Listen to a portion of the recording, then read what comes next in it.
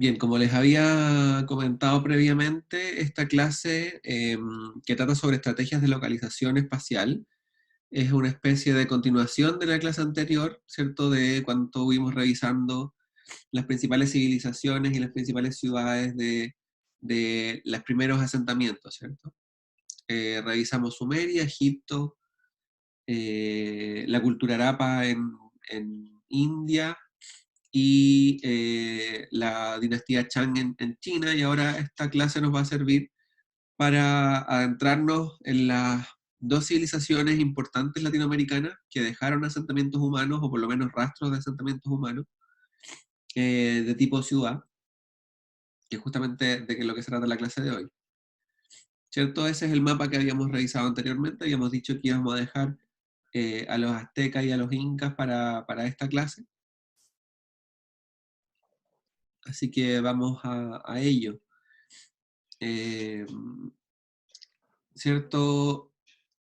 Respecto de las dos civilizaciones que mencionamos, ustedes deberían conocerlas relativamente porque son contenidos de las pruebas de selección universitaria. Ok, Estamos hablando de las alturas, bueno, en el general en la cultura inca, vamos a hablar de los primeros asentamientos incas y los más importantes. Sabemos que los incas llegaron desde Colombia hasta Chile, hasta la mitad de Chile incluso, pero en verdad nos vamos a referir a las ciudades que están en las alturas peruanas y bolivianas, que son las más grandes, y donde estaba el poder central del imperio inca. Nos vamos a centrar en ello. Y luego en México, la cultura azteca, vamos a referirnos en verdad a las llanuras mayas y aztecas como una sola cosa, a pesar de que sabemos que son civilizaciones distintas, pero de lo cual hay que decir que de los aztecas sabemos bastante más, de los mayas no, porque cuando llegaron los españoles a Latinoamérica a descubrir cosas que ya estaban descubiertas, siempre los españoles un poquito atrasados descubriendo cosas.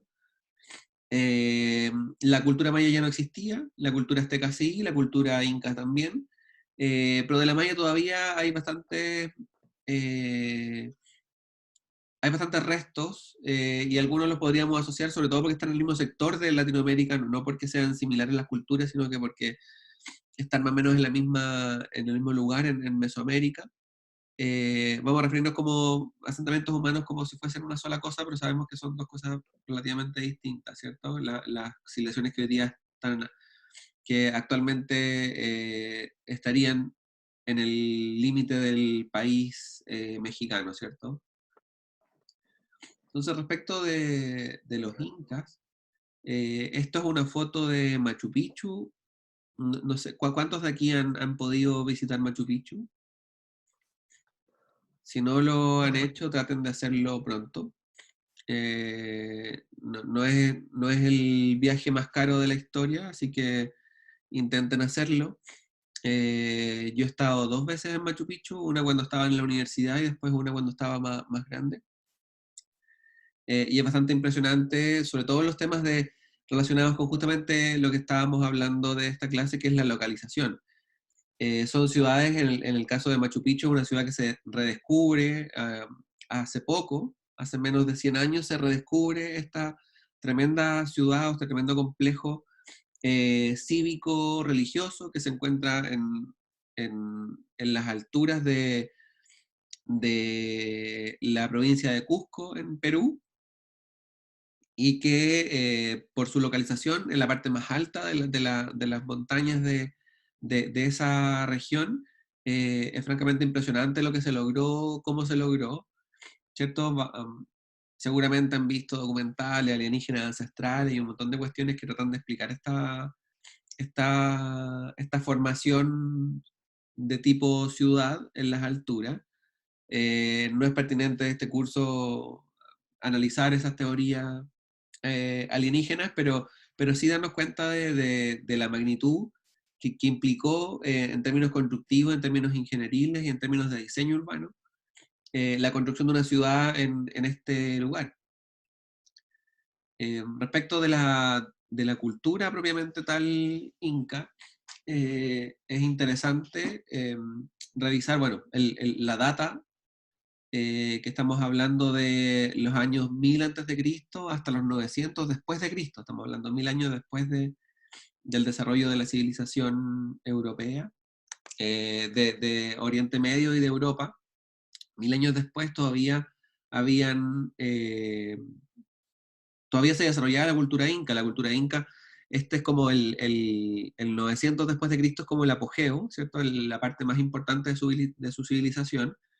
Pero cuando llegaron los españoles en 1500 todavía existía un gran imperio inca. Estamos hablando de una cultura que se desarrolló casi por 2500 años, hasta la llegada de los españoles. La principal ciudad es Cusco, que en el idioma inca significa el ombligo del mundo.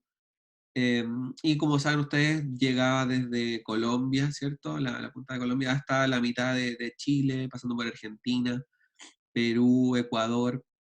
Era un imperio bastante grande, uno de los más grandes de la época. Otra cuestión interesante es la organización social, que es distinta a las que habíamos revisado antes, ¿cierto? Esta cuestión como tan piramidal no quiere decir que no exista pirámide societal en Perú, sino que hay una primera división que es cívico-religiosa, que tiene mucha relación con la cuestión de la tierra, con la propiedad de la tierra y con el trabajo de la tierra. Y eso es muy interesante porque hay una casta eh, religiosa, política del más alto nivel, ¿cierto? Que está representada por el Inca. Pero después hay una organización que no es en base a como habíamos visto antes, como distintos espacios de trabajo, sino que se dividen en Ailús, que son básicamente clanes familiares, que tienen asignado un pedazo de tierra, un pedazo del territorio. Y eso es interesante respecto a lo que nosotros estudiamos, ¿cierto? La división del espacio y el territorio. Eh, de ese Ailú, todas las cuestiones que se realizaban en ese espacio, en términos agrícolas sobre todo, unas civilizaciones, estamos hablando de las dos civilizaciones como altamente agrícolas, no había muchas otras actividades, como sí habían otras actividades en Egipto y en Sumeria, por ejemplo. Parte de lo que salía de ese territorio, ¿cierto? En términos productivos, iba al Estado y otra parte iba a los dioses. En la cultura se le llama Dios al Inca, entonces igual en alguna medida es hacia el Estado.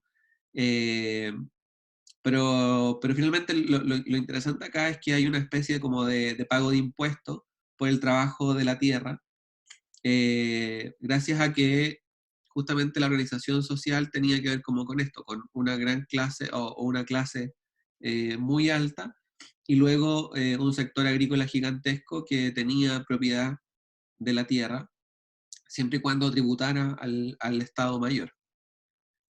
Entonces ahí está la organización, que no es tan compleja como las pirámides que habíamos visto antes, ¿cierto? Están los Ailú, las familias, los Curaca, que son las especies de administradores de esta cuestión de impuestos, y la clase gobernante representada por el Inca.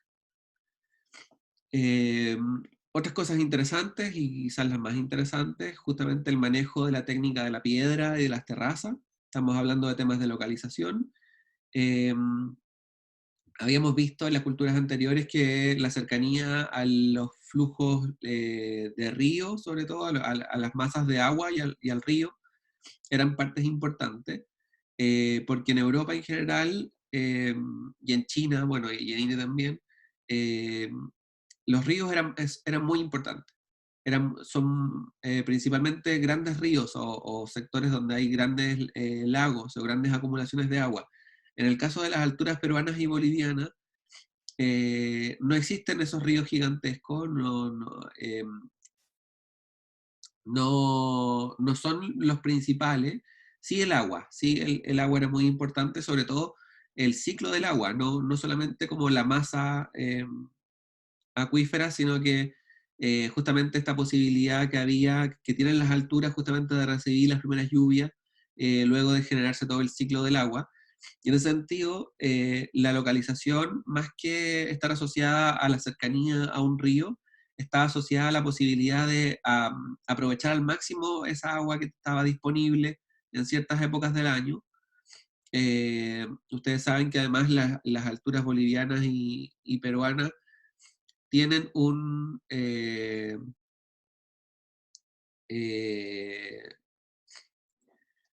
tienen una característica especial climática que tiene que ver con el invierno boliviano, que es justamente esta posibilidad de altas lluvias y de tiempos prolongados de lluvia en el verano. Entonces, esa agua que caía en forma de lluvia no estaba en forma de río muy grande como en las civilizaciones anteriores que revisamos, se aprovechaba al máximo. Y ahí el trabajo de la piedra para conducir esa agua y el trabajo de las terrazas, que son justamente esta posibilidad de tener cultivos en distintos niveles y que vaya aprovechando al máximo esa irrigación de agua, era lo más importante. ¿Cierto? Aparecen estas cuestiones, que son grandes terrazas de plantaciones.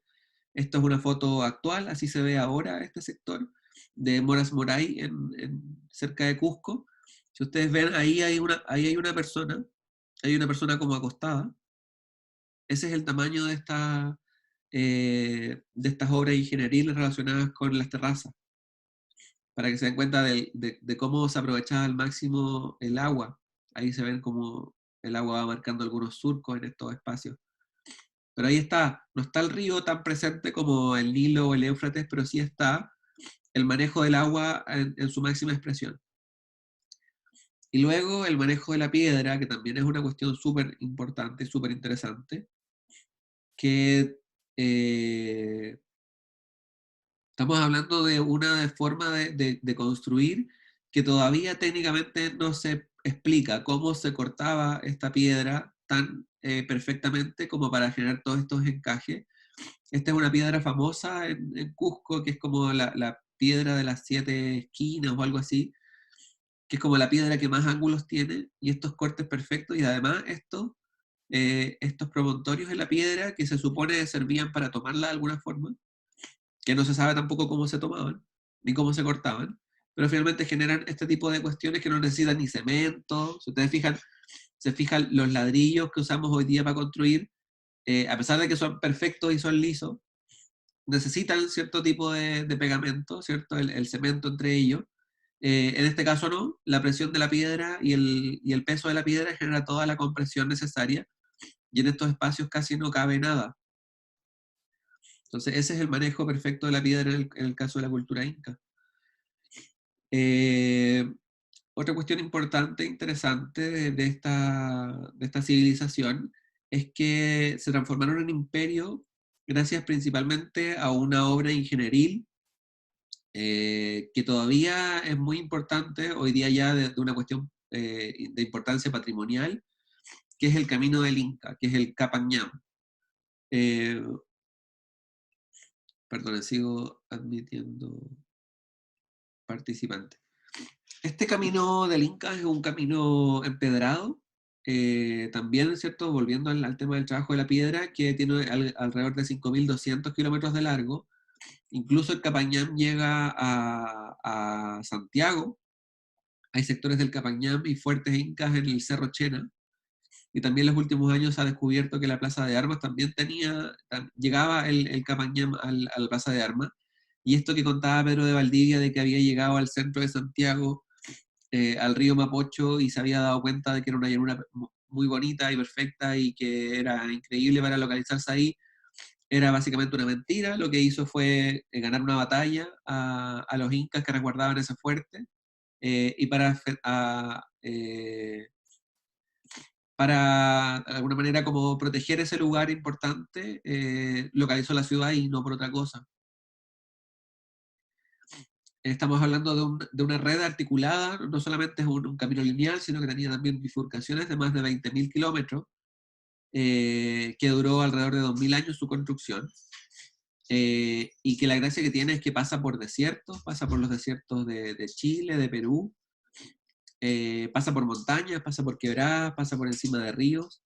Eh, Estamos hablando de una obra que se empezó a construir en el año 1000 antes de Cristo hasta el 2000, hasta el 1000 después de Cristo, y que tiene esta magnitud, lamentablemente por el tema constructivo, ¿cierto? Que no era muy duradero, y porque las civilizaciones españolas y las posteriores criollas que han gobernado eh, El continente, los últimos 500 años, en general son poco cuidadosas de los temas patrimoniales y también hay una cuestión de, de estigmatización, ¿cierto? Lo indio, lo inca no tenía mucho valor.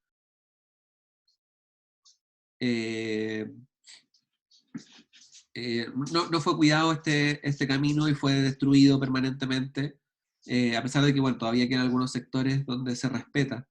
En Chile, parte del camino del Inca que quedan mejor conservados está en las alturas de Putre, en el sector de Arica hacia la cordillera, muy, muy arriba en la cordillera, casi en el límite con Bolivia. Es donde mejor se conservó, porque las comunidades allí en esos sectores de Putre o Socoroma eran muy respetuosas de las cuestiones ancestrales, distinto del resto del continente donde el camino del Inca fue destruido durante 500 años. Y bueno, todos estos caminos llevaban a la ciudad de Cusco, que era el centro del imperio.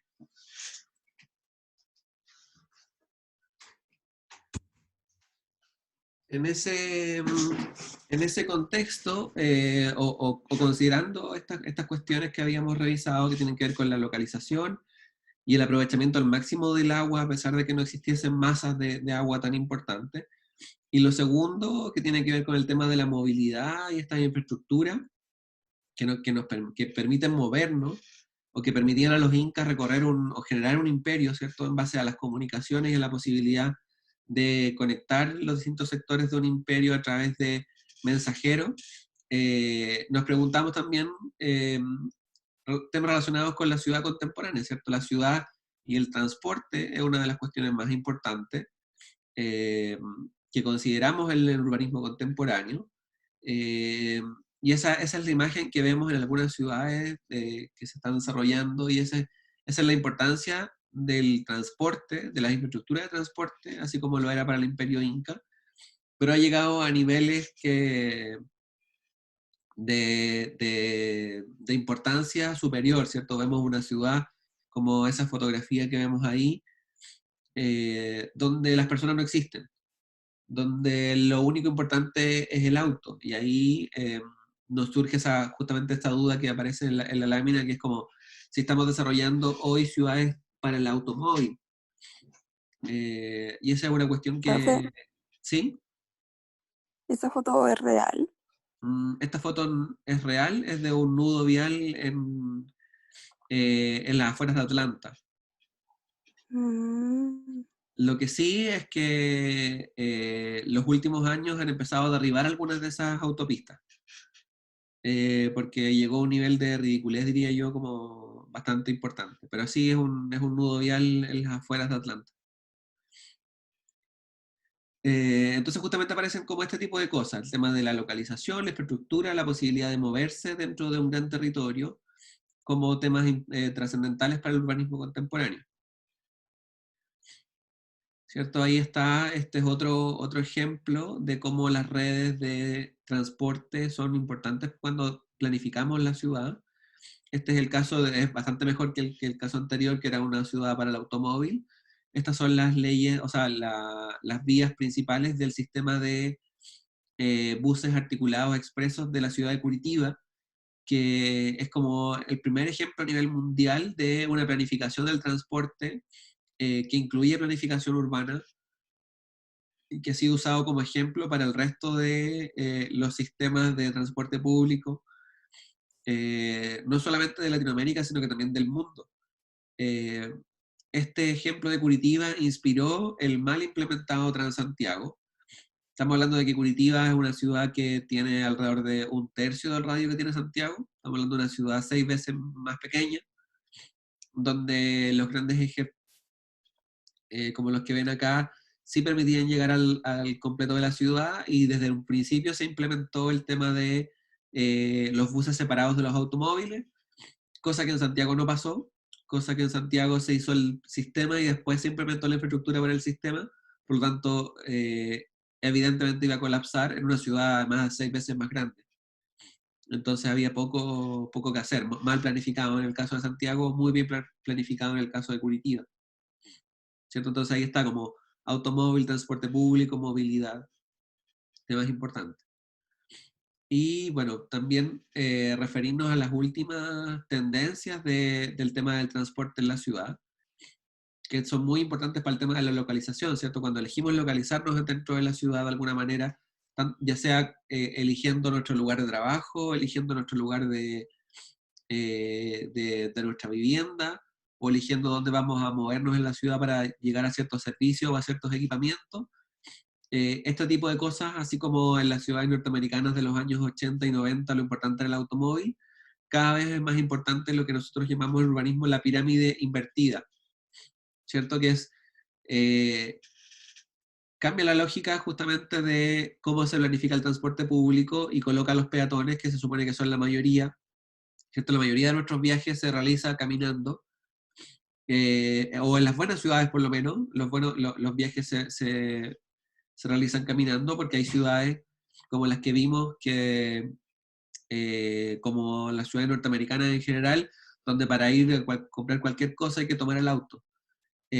Justamente colocar esta base de muchos viajes que son peatonales en la primera orden de importancia, luego los ciclistas, luego el transporte público, luego el resto del transporte y al final el auto. Esto se llama pirámide invertida del transporte, que es una tendencia absolutamente actual.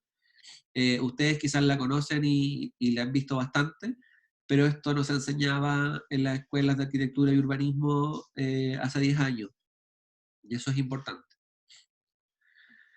Y otra cuestión interesante que aparece en la cultura, o que nos llama a reflexionar respecto de la cultura inca, es justamente lo que hablábamos en las primeras clases de cómo la cultura o la religión eran importantes para la generación de ciudad o de primeros asentamientos. Y esta foto es súper interesante porque es la plaza de Cusco. Estamos hablando de la capital del Imperio Inca, donde en esta plaza central, que es una plaza española, hay dos catedrales. A falta de una catedral, pusieron dos. Y otra cuestión interesante es que los basamentos de estas iglesias incas, o sea, estas iglesias católicas, están hechos de piedras incas, es decir, botaron los templos que existían en ese lugar y colocaron las iglesias, no pudieron botar los cimientos, ¿cierto? Y eran tan buenos, y eran de piedra, y eran tan macizos que decidieron usarlos para colocar sus catedrales españolas, católicas, para justamente implantar esta hegemonía cultural y religiosa en un lugar tan importante como el centro de un imperio indígena. Entonces ahí está, o sea, a falta de una catedral, como habían dos templos, tuvieron que hacer dos catedrales. Ahí está de nuevo el tema religioso. Ustedes dicen como, bueno, cada vez es menos importante, pero estamos hablando de que hasta hoy día estas iglesias son muy cuidadas y tienen un poder importante, siendo Cusco una ciudad pequeña y ni siquiera la capital de Perú. Luego, cuando hablamos de Mesoamérica, de las llanuras mayas y aztecas, nos encontramos con este tipo de imágenes, ¿cierto? Son construcciones relativamente similares. El uso de la piedra también alcanzó niveles superiores, y aquí aparece el tema de las pirámides, que no son tan propias de la cultura inca, que habíamos revisado antes, pero sí de la cultura azteca en este caso. Esto es Tikal. Este es el mapa, más o menos, de hasta dónde llegó la civilización azteca. Estamos hablando de una civilización que se desarrolló entre el 800 a.C. y el 1300 después de Cristo, similares a la cultura inca, ¿cierto? Similares en términos de tiempo.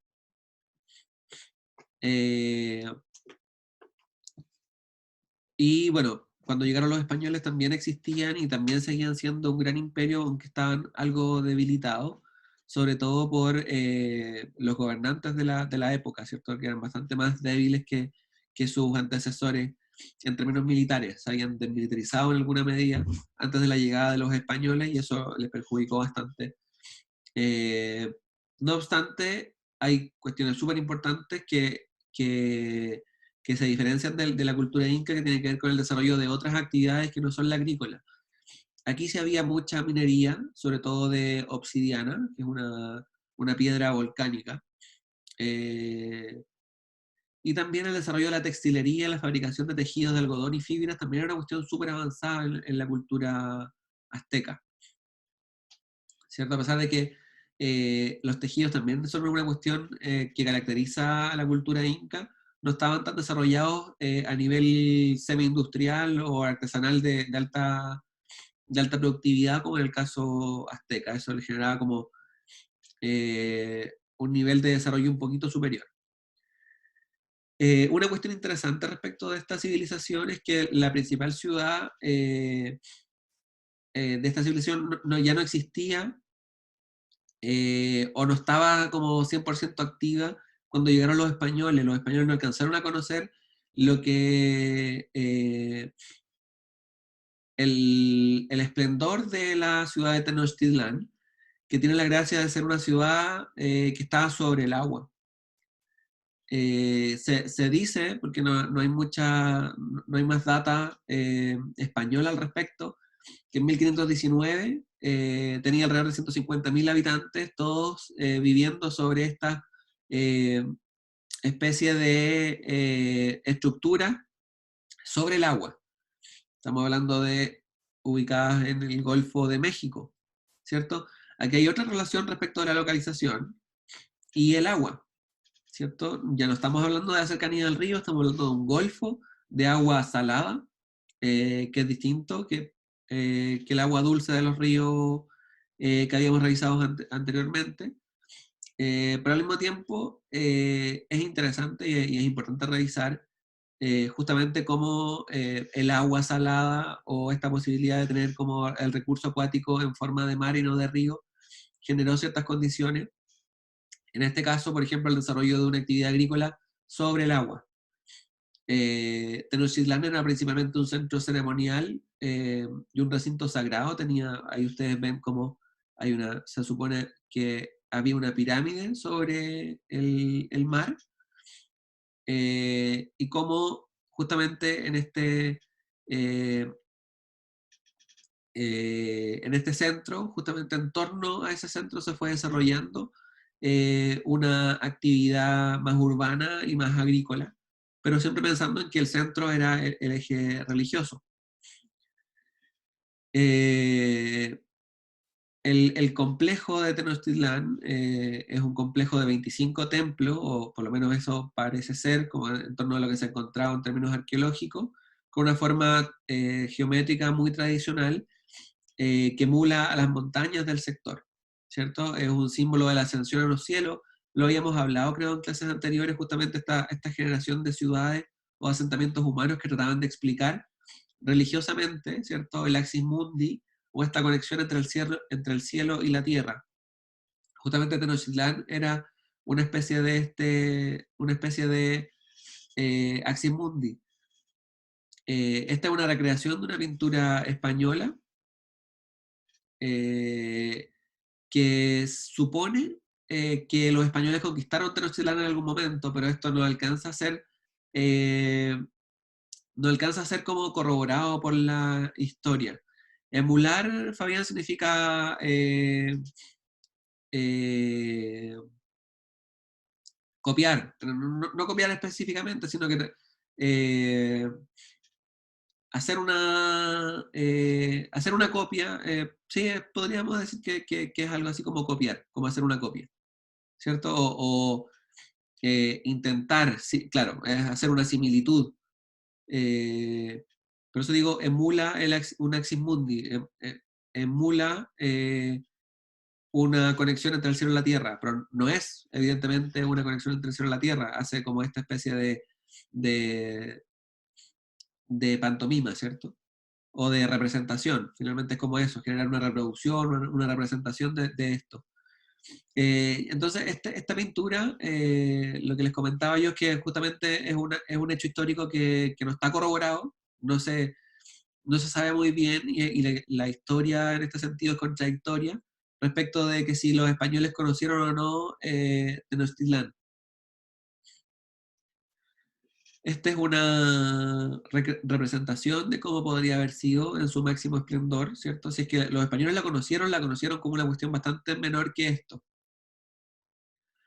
Es interesante otras cuestiones que tienen que ver con justamente esta posibilidad de una ciudad relativamente compacta, distinta a las ciudades actuales que tienen como objetivo, parece como expandirse y expandirse, con un centro muy claro que era un centro religioso y ejes también muy claros, muy geométricos, ¿cierto? Uno mira esto y parece una configuración espacial parecida a la que había en India, en la cultura Arapa.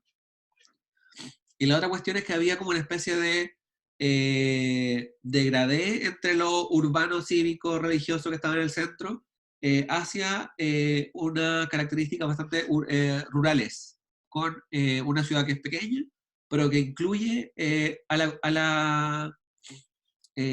la agricultura justamente en su entorno, que es lo que ustedes ven como alrededor, plantaciones sobre el agua en estas estructuras que se denominan chinampas, y que nos habla justamente de otro tema importante del urbanismo contemporáneo, que es la presencia de la naturaleza y de la agricultura en la ciudad. Esta es una imagen objetivo de una ciudad sustentable que se planificó en China, que se llama Dongtan, eh, planificada por la oficina inglesa ARU, donde vemos cómo aparece el tema de la naturaleza como lo más importante o uno de los temas más importantes. El agua en la ciudad, ¿cierto? Si se fijan, podría ser perfectamente una imagen o una imagen objetiva o un render como dentro de estos espacios de una ciudad que se construyó hace 2000 años y que aparecen hoy día, después de 2000 años, de nuevo como una cuestión importante, ¿cierto? Había desaparecido de alguna manera. Y otra cuestión interesante es de nuevo justamente esta hegemonía cultural eh, que intenta generar las culturas sucesivas que hay en un territorio y cómo también han sido utilizadas las pirámides aztecas como basamentos para las iglesias y las catedrales, en este caso de la Ciudad de México. También con cimientos de tipo indígena y azteca. Entonces, respecto de las estrategias de localización, para hacer más bien como una especie de resumen, estamos hablando de que las primeras civilizaciones o algunas o la mayoría de las primeras civilizaciones, el recurso agua era lo más importante para localizarse, sobre todo en civilizaciones de gran tamaño que no tenían tanta competencia en un lugar determinado, es decir, no tenían, eh, no tenían tanta necesidad de defensa como las ciudades posteriores, ¿cierto? Las ciudades medievales, donde sí había mucho conflicto bélico y las ciudades tenían competencia. Aquí, como no había tanta competencia, aparecían algunos temas relacionados con la posición estratégica de defensa, por ejemplo, en el caso de Cusco, que elige las alturas como un lugar de localización, pero en general el recurso agua es lo más importante. Y otra cosa interesante es el uso eficiente del agua, en el sentido de una localización con una pendiente suficiente o un territorio, una geografía que permitiese usar esa agua de forma lo más eficiente posible para dos cosas, para aprovechar el agua pluvial, el agua de la lluvia y el agua de los ríos para los regadíos, para la siembra y para la agricultura, pero también para evacuar el agua sucia de la ciudad, ¿cierto? La generación de aguas eh, contaminadas, ya sea por el uso del hombre o por otros temas, también tener una buena pendiente que permitiese evacuar esa agua sucia era súper importante. Entonces, el recurso agua, tanto para la agricultura como también para limpiar la ciudad, eran importantes. Y lo último, el tema de la geografía, eh, que ayudará a la construcción de elementos de defensa. Eh, por ejemplo, los muros y los fosos de defensa, que eran una cuestión que no son tan propios de estas primeras civilizaciones, pero bueno, ustedes ya vieron que en Sumeria, en las ciudades más importantes del Nilo y también para los aztecas, esta cuestión de usar el agua también como un espacio de separación era importante, y la geografía, entre más entre más alto pudiésemos estar respecto de la posibilidad de ver grupos que nos atacaran o que generaran como algún conflicto, era importante, pero también justamente esta posibilidad que te entrega la geografía de generar espacios de contención para la defensa. Y quizás que aparece acá es uno de los elementos más uno de los elementos principales para la generación de la localización o las estrategias de localización, que son las estrategias comerciales, ¿cierto? Justo las la decisión de localización, sobre todo de los primeros asentamientos, no de los españoles que tienen como otra lógica, lo vamos a ver después, no de las culturas medievales, es justamente esta posibilidad de incrustarse o de localizarse en las principales rutas comerciales o entre las principales rutas comerciales o para generar rutas comerciales, ¿cierto? Como en el caso de los incas, que generaron el camino del Inca, que era una ruta comercial y de cobro de impuestos. Y otra cosa importante también era localizarse cerca de las fuentes de materiales, ¿cierto? Cerca de las fuentes de piedra o de materiales cerámicos para la generación de construcción y de ciudad. En el caso de Egipto son muy claros. A pesar de que las canteras de piedra estaban lejos de la construcción de las pirámides, por ejemplo, había canteras de piedra cercanas. En este sentido, también para la construcción de grandes monumentos, la pendiente tendía a ser no tan pronunciada, con la idea de poder llevar estos elementos, y de ahí está la cuestión de que no se explica cómo se pudo llevar, por ejemplo, material tan pesado a las alturas de Machu Picchu. Por eso es tan espectacular esa forma de construir. Y también otra cuestión importante que aparecía eran las posibilidades que tenían los gobernantes de generar cierto grado de planificación. En general estas ciudades tenían poca planificación, salvo los que vimos de Tenochtitlán en la cultura azteca y de Arapa. En general eran ciudades más orgánicas, es decir, que no había tanto orden geométrico, pero sí había cierto grado de planificación y de forma de crecimiento. Eso era importante para los gobernantes también, con la idea de no generar lugares que fueran tan difíciles de controlar. Y esa era la clase de hoy.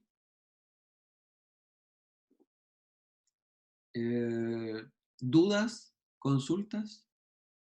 ¿Comentarios?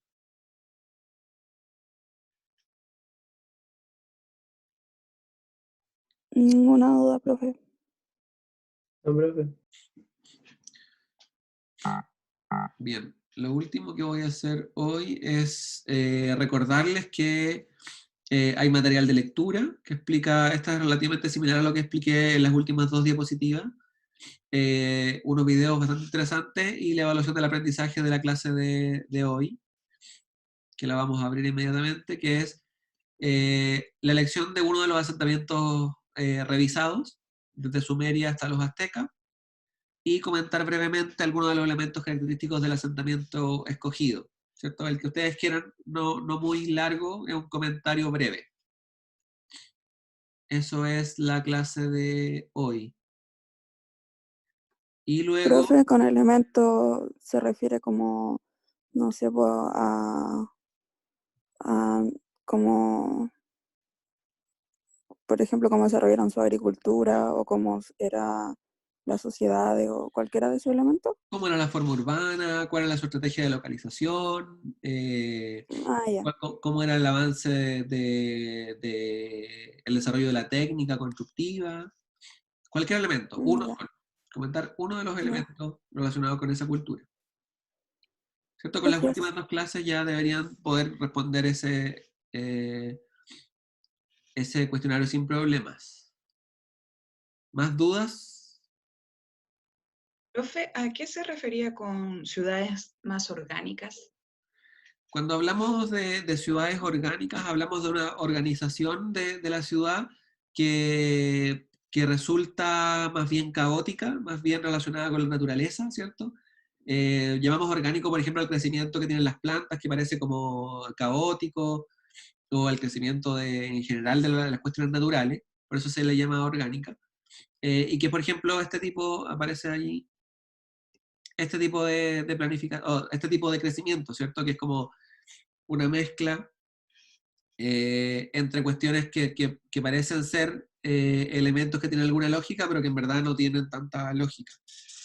Las ciudades medievales, por ejemplo, las antiguas ciudades medievales y esas callecitas, y esas bifurcaciones y esos pequeños rincones que se generan, eso es una especie de crecimiento orgánico, distinto del crecimiento geométrico, que es una ciudad como esta, ¿sí? Que se ve claramente el crecimiento absolutamente geométrico. ¿Se entiende? Sí, profe, gracias.